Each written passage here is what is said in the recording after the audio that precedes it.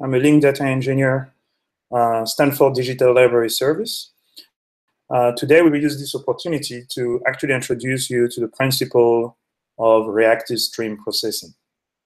It's a principle of processing data that has emerged recently as part of the movement of fast data architecture, which is justified by the fact that we are more and more, or organizations are more and more entering into a phase where they have data that comes from a variety of sources, and they have the need to present those data in different formats for different purposes.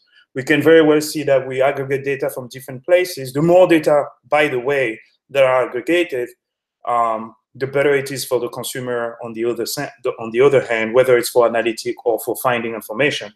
But that's precisely the point, is that it's the same information can be accessed through a search system, can be accessed for analytics, can be feeding Twitter, can be feeding an RSS output. So it's the same data of the organization in different format, basically. Another viewpoint around this fast data infrastructure could be also the situation where you have legacy data, legacy infrastructure, and you are moving toward a newer infrastructure. You have made a lot of investment in those infrastructure, and you don't want to throw away your legacy system right away. Usually you have a transitional phase. What does that mean? It means that you will have to systematically move and transform data between your legacy infrastructure and your new infrastructure. You have to provide an interoperability between the two so that it becomes one infrastructure composed of newer and older systems that you keep on leveraging in a way that it remains responsive to the user needs. And that responsiveness means that the movement of data needs to be responsive itself. So it needs to be fast. That translates into highly concurrent, and what we're going to see later, reactiveness, right? So this is where reactive stream processing falls. It's about enabling to continuously process stream of information between systems, right? And in a way that is highly, highly responsive.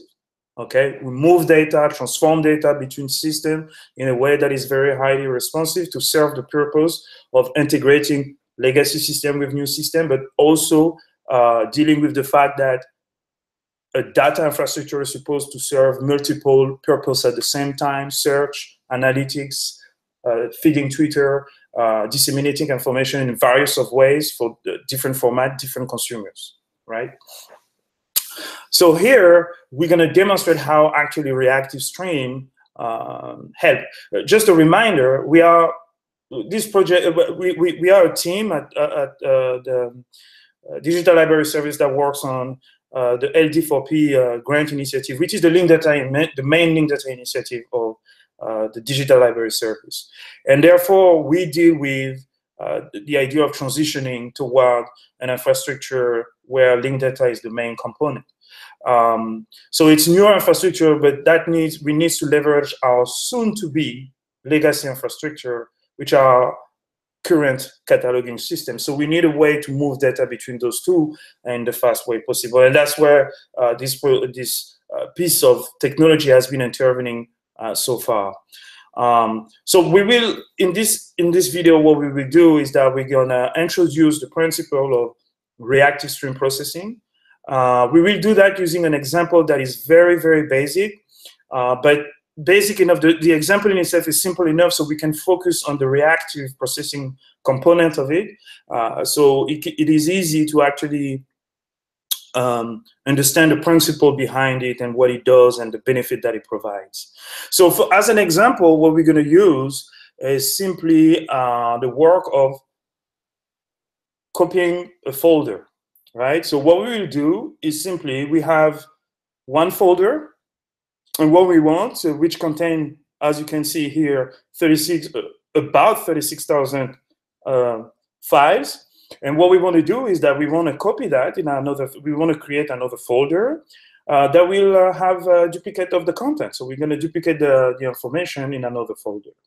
So simply copying file between two folders.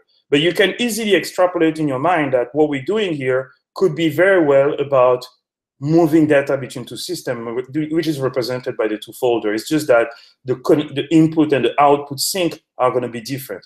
But just for the sake of the principle, we simplify here so that it's easy for everybody to understand. So we have 36,000 files here. In particular, in this case, those are marked record. They have varying size. The total size is about 64 megabytes. So we want to copy in another file. So we're going to delete this folder here because we did already some operation earlier. So we're going to delete it. All right. And so we make sure that later on, when we recreate, we exactly have 36,000 and something files, and that the size is the same. So that would be the proof of it. But let's first start with one principle here, because it's important that things are dissected properly so that the core of what we want to present here is properly understood. Here we are copying a folder with 36,000 record. The first question we can ask is, why using a stream processing for that? Well, simple. If your program is supposed to support any size of file, incoming files of any size, right? The quantity never stops. It could be like 1 terabyte of data. It could be multiple terabytes of data. You will never be able to copy all of that in memory first and then write in another folder. You will have to take it by chunk, right? But if you think about it in terms of stream processing, it could be very well that you have a system. This could be very well representing the situation where you have a system where the data is coming by chunk, right? And you will have to process it continuously. Here we just represent a special case where we take the huge quantity of data and then we process chunks of it. But that huge quantity, it just happened to be finite here. But in a purely stream processing system, that quantity is just infinite. So the same principle would apply. We stream process because the quantity is either too big or infinite. And it's the same thing. Now, what reactive stream programming brings here? Reactive stream processing basically is going to help processing the stream of information in the fastest and most optimal way. We say reactive because it falls into the new paradigm of reactive programming. Reactive programming comes with 4 sets of principles that interact with each other. In this presentation, we will focus on 2 of them, which is responsiveness and elasticity, the 2 other being fault tolerance and message driven. It's not a presentation about reactive programming in general. So we're going to focus just on those 2. Responsiveness basically is being highly responsive, which can be translated in highly concurrent, and elasticity means that adapting to the load, right? And that's what reactive stream does. It's about being fast at processing data, but in an adaptable, optimal manner based on how fast the different stage of your processing is going, right? And that's what we're going to see in the demonstration. So in this demonstration, what I'm going to do first is that I'm going to demonstrate the program as if it was not reactive. So we're going to process a stream. It's still going to be a stream processing, but non-reactive. In other words, I'm going to process the stream in a synchronous fashion, right? Everything will be synchronous. Step 1, step 2, step 3, then we go back to step 1, step 2, step 3. Synchronous processing of a stream. So let's look at the program. We're going to look at the program. I'm going to dissect it a little bit, not going too much in detail. For those who do not know Scala, this is not an introduction to Scala programming, neither functional programming, but we use a lot of functional programming construct. We will try to explain them where it's necessary, but otherwise we will focus on the reactive stream aspect here, okay? So let's look at our program. Basically here we can see we have the input directory, the output directory. That's it, okay? Nothing complicated here. Here we have a functional programming construct. No need to explain exactly what it does. What I'm gonna say just is that this code is basically, hey, does my output directory exist? If yes, delete it. So we clean the output directory and we recreate it. If it doesn't exist, create it. And then if it fails, remember that we have a failure, and if it's a success, remember that we have a success, and store that in that variable. That's all. It's it's a functional programming construct, but we're not going to explain exactly the advantage that it provides. It doesn't matter. What we know here is that we are just creating our output folder if we need to.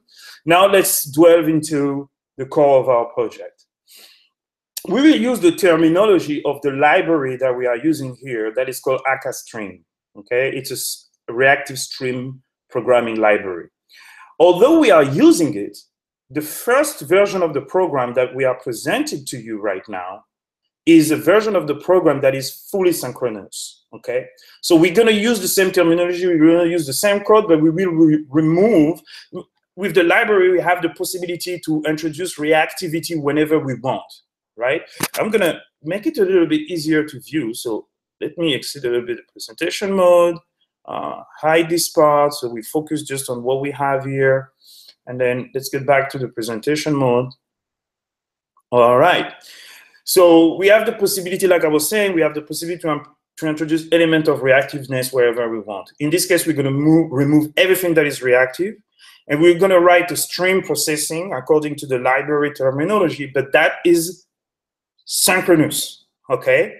And the acute listener here, we know very well to what it corresponds, and we'll be able to rewrite that in a more classical way, if I may say. The advantage of writing it this way here is that we can just change a few things and demonstrate the reactive aspect, okay? So what do we have? Basically, we have a source, all right? We have a source. A source is basically something that emits data. In this case, what is the program of the source? Basically, we have an ls here. Ls is listing a directory, yeah, right? So we are in Unix, you list a directory with that. So what we're doing here is just that list me all the files that exist into my input directory, right?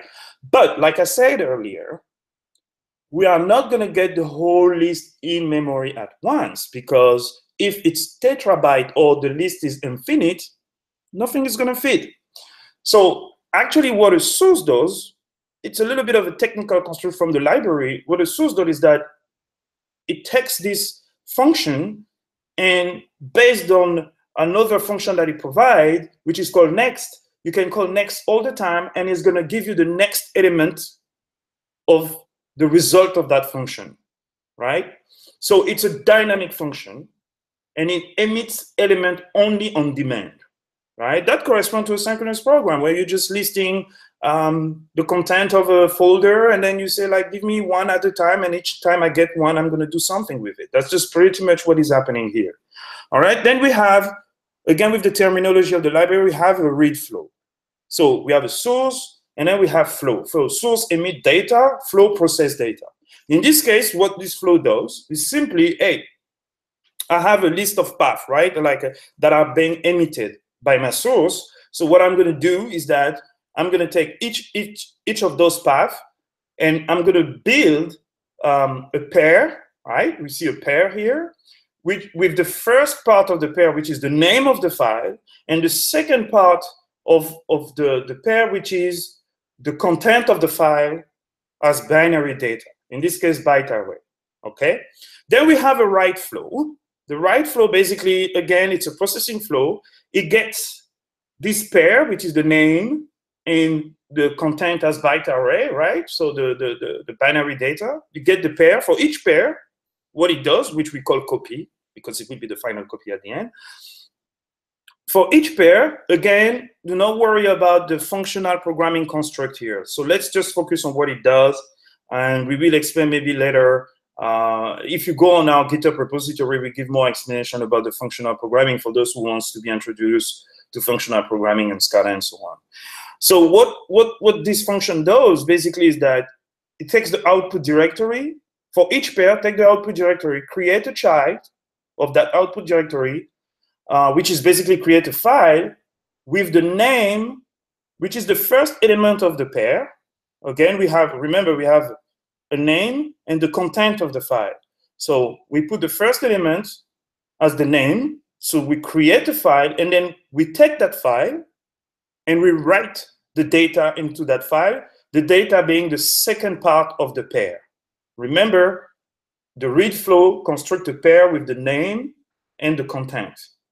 The write flow take that pair, create a child in the output directory of a name, which is the first element of the pair, a name, and add the data into that file that it is just created, which is the second element of the pair.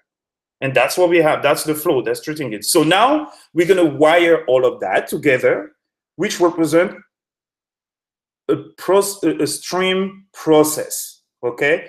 Source via a read flow via a write flow. This is a stream process. And then we say run that with a sink, which is ignore whatever comes out. So why we ignore? Because we already write here.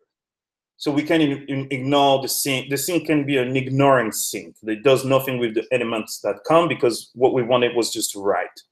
But that's not really important. What is important is just that we define a blueprint of our stream processing. This is a stream process. And that's telling run the process, okay? And what we do here is just that read an element from the source, list an element from the source, read it by producing a pair, which is the name and the content of the file, then write it by creating a file in the output directory of the name and putting the content. And then once you're done, take the next file path in the list from the source, read again, write again. And that's your stream process, but in a synchronous fashion. Each step after the other, and then we get back. Nothing is done in parallel. Everything is done synchronously, right? So now what we have next is just when the stream process is completed. If it was a success, everything was written, we calculate the time that it took to process, we write that. If it's a failure, we do the same thing, and then we terminate the program, right? So let's see what we have as a result. So we're gonna run our program now, okay? So let's compile first, and then we run the program. Okay, so this is the synchronous part. Remember, for the moment, we have the folder has already been created here. It's being written at the moment, right? It's been written here. You can see that the program is still running. We have a synchronous stream process here. What we are doing is reading 36,000 records from one folder and writing them in another folder. So we can see here it took 30 seconds to do it the first time. So let's do it a second time, just to have some form of average. Probably going to be a little bit faster, but we will be around the same time, I believe. So remember, it took 30 seconds to actually copy 36,000 records from one folder to the other, right? In a streaming fashion, but with synchronous step. Oh, it took a little bit less time this time, 21. That's probably because things were a little bit warmer. So let's try to run one last time, just so we can get an average of the time that it takes. We need to wait a little bit before we run. So now let's run, and let's wait.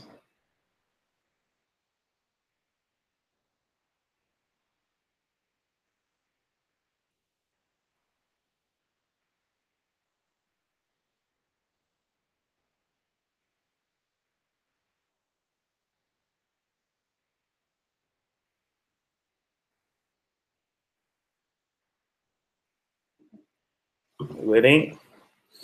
Should be done soon. 20 seconds, 26 seconds this time. So we can see that we did 30 seconds, 21, it was a little bit faster, and then we did 26. I believe the average should be around 27, something like that. It's because I ran the program pretty fast. Between two programs, I ran pretty fast earlier. So the system had a lot of thread allocated to us. and it went a little bit faster. But if we run again right now, after waiting again, we should be around the same time again. Something not close to 27, 28, 30 seconds, something like that. So after we do this phase, we're gonna move to actually change and run the reactive version of the program.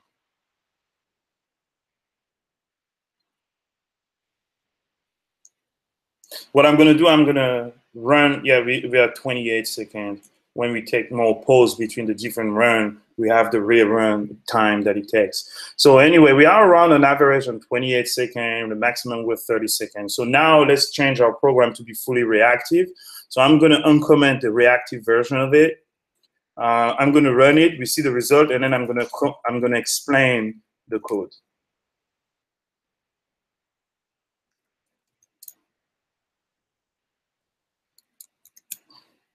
Okay. So now we're gonna run this version. This is the program, the same program, but in a reactive fashion. Okay. So let's see what we get. We're gonna compile. Let's compile, and then let's run it.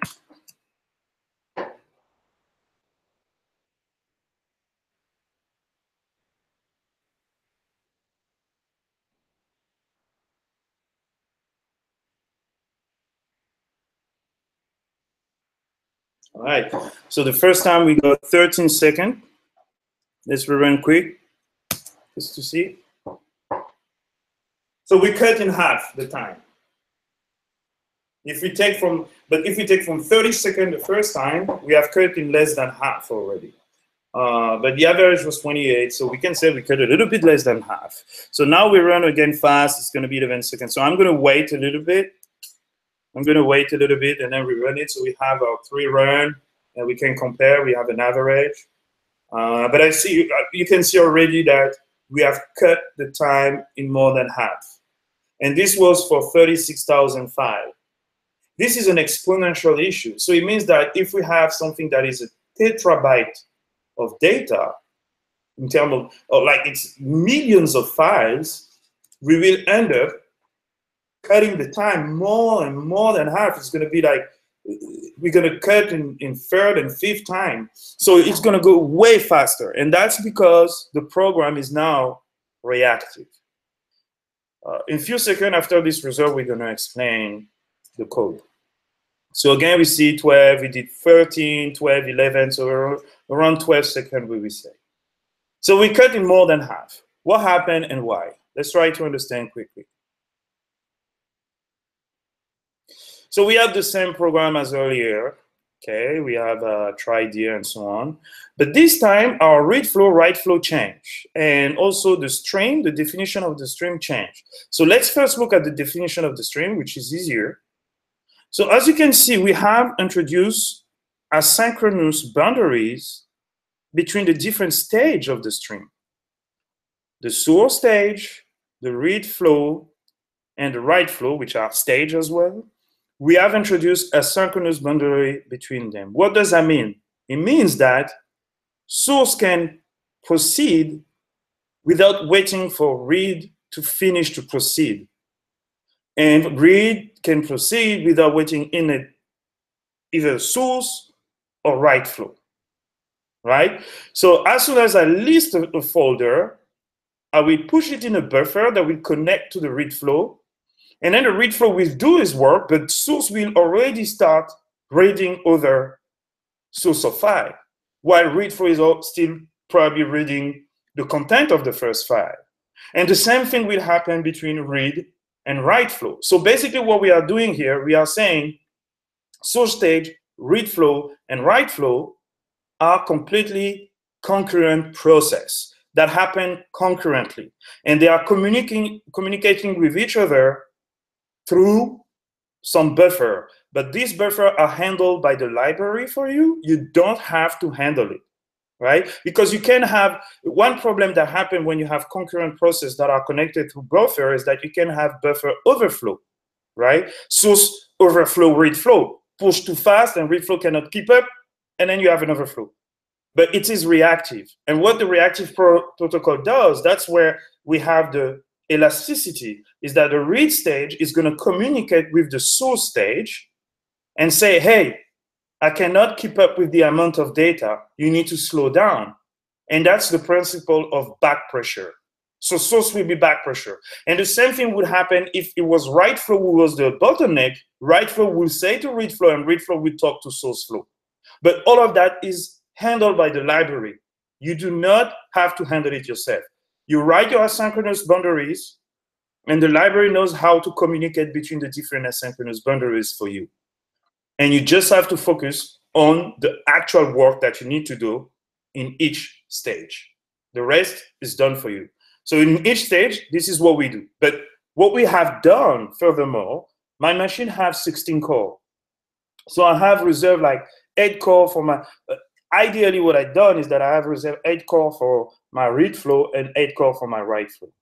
So not only I have introduced asynchronous boundaries between the different stages, what I can also do is make sure that a stage is actually executing in parallel itself. So the read flow is now is 8 files that are going to be read at the same time in parallel. So there will be, this flow is going to ask from the source 8 files at the same time. And once you get those 8 files, 8 tasks will be launched, which will produce a pair with the name of the file and the content of the file, and then push that through the write flow. The same thing will happen. The write flow will actually take those 8 tasks, 8 files, 8 pair, and then in parallel produce 8 tasks that are going to write in the folder at the same time. So that's what the reactive stream that we have been doing here. We have introduced asynchronous boundaries between the different stages, the source, the read, and the write, which are concurrent process. But we have also defined that some of those stages, some of those processes are actually multiple processes at the same time that are executed in parallel, namely the read flow and the write flow. And I put 8 because I'm hoping that the 16 core will be evenly divided between those two stages. And that's how we end up having a faster processing, and that's reactive processing. Highly concurrent. We remember the reactive principle: responsive, elastic, fault tolerant, and message driven. We're not explaining message driven and fault tolerant, but note that they are also available as part of reactive stream. It's just a little bit more advanced to explain that here. So we focus on the main point, the easiest but the most powerful one, which is elasticity. So depending on the load, we adapt, and that's what is happening at the asynchronous boundaries between the different stages, but also being highly responsive. And this is translated by being highly asynchronous. So reactive stream provided by reactive libraries, Akka-Stream being one of them. There's different reactive libraries on the JVM that exist out there. RxJava is one of them. And all of them implement this protocol of reactive stream and can be interoperable.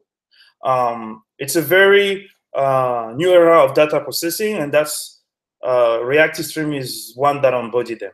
I hope that I've been able to introduce you to the concept of reactive stream in quite easy way. I encourage you to actually go on our GitHub repository where we implemented our full prototype data pipeline, but we have a lot of documentation that you can consult to find more information. So you go on the repository, you go on the wiki page, and you have a lot of information. We also talk about Kafka, Spark, and so on. And here you have a section on the stream, and we have a curated set of information for you to look at. We explain also how we use it. And obviously, if you download the project, you will have access to all the demo that we provide here. And this demo is inside the reactive folder copier that you can find here. And that's the demo that we have presented to you today. Thank you for listening. I hope this will help you get on board the reactive stream wave. Thank you.